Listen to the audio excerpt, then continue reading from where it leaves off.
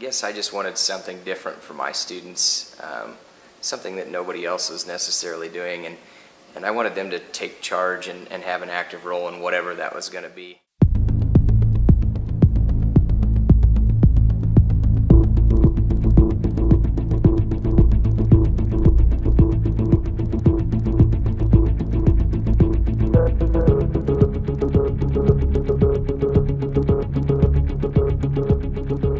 So when we did decide that the tiny house is what we were going to do, we knew that there was a lot of work to be done. In fact, I felt like we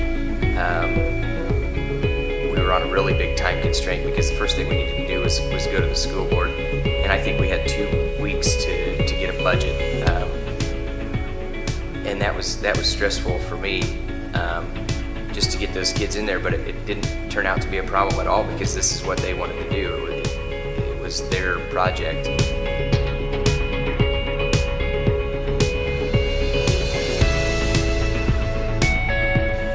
I was surprised when they gave us money. I mean, I wasn't surprised when they said, yeah, this would be a neat project, but when they gave us as much money as they did and they gave us a grant, and I was like, well, that makes me feel really good. They have faith in us.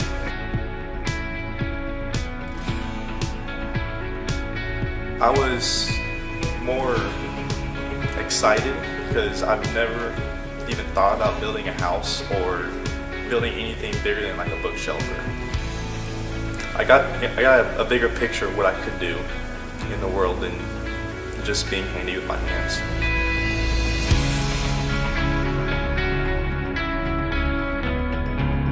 It's easy to see the kid who got a high score on the ACT and say they're successful in school.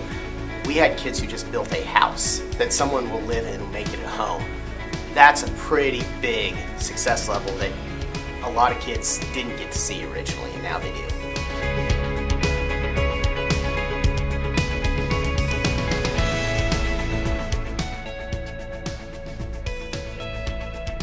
I grew up on a farm, and that's really all I ever pictured was coming back and going to the farm. But coming into Kurt's class at the beginning of the school year kind of started changing my mind. I was like, okay, you know, I'm good at other stuff too. You know, I don't just have to go back to the farm after high school. I decided I'm going to go to college. I'm going to go to a technical school and get something else. You know, I'm going to carpentry and HVAC, and this is stuff I've learned within the past year and a half, you know. What education has become isn't right for the vast majority of our kids. And don't get me wrong, we need kids to get that traditional education, go to college, get their 4-year degree, their master's degree, their doctorate, become doctors and lawyers and those type of things. But when 35–40% of jobs fit that niche, what are we doing with the other 60–65% of our kids? Yeah, I love it. I love the hands-on part and getting to actually do something while you're learning, not just going out of a book. It's just so much bigger and more complex and so much cooler when you get done. I mean, heck, we built a house, a tiny house. It's a big deal.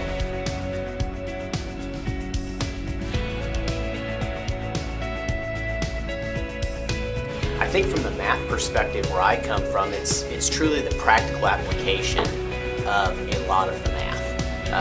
How does this math tenet actually be used to solve a real world problem, to accomplish a goal? Whether that's a budget, measuring, whether it's laying things out correctly, some kids need to see those connections as well.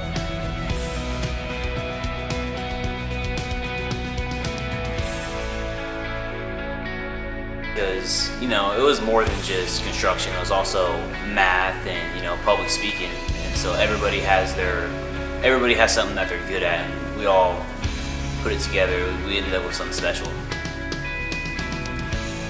Yeah, I think the important thing here is I'm seeing young people developing skills that they otherwise would not have if they didn't have a program like their construction class here.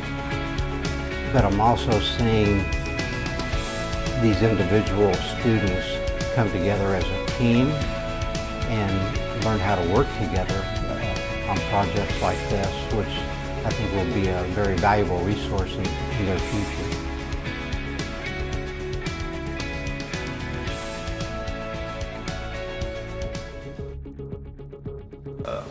4 years ago, I was very quiet.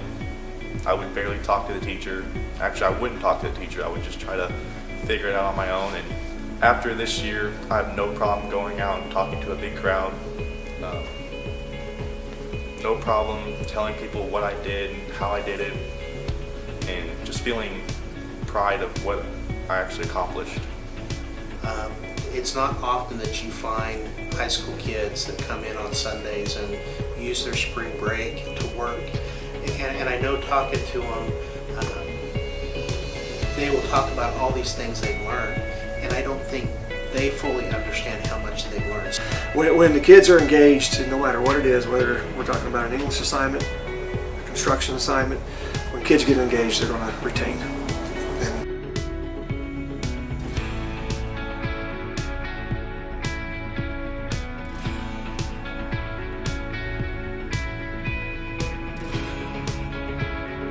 They came in every day, and I didn't even have to start class. They know what to do. They know that we're going to be researching the cost of the goods that we're going to be purchasing to build a house.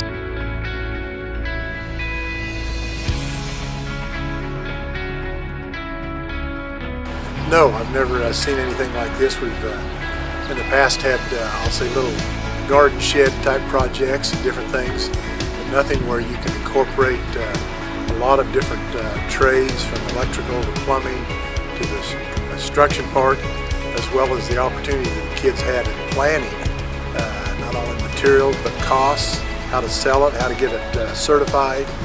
A lot of things involved, obviously PR, as I've made a number of presentations.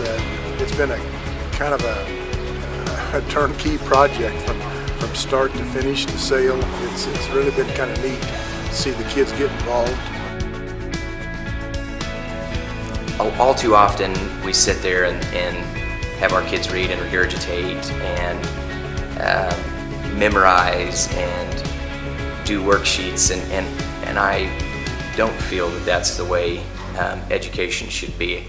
I think if it's Googleable, it'll always be Googleable. It's out there, and there are things that I teach that are Googleable. But problem solving isn't one of those things, and the fact that it's a real life experience that they got to experience is a big deal.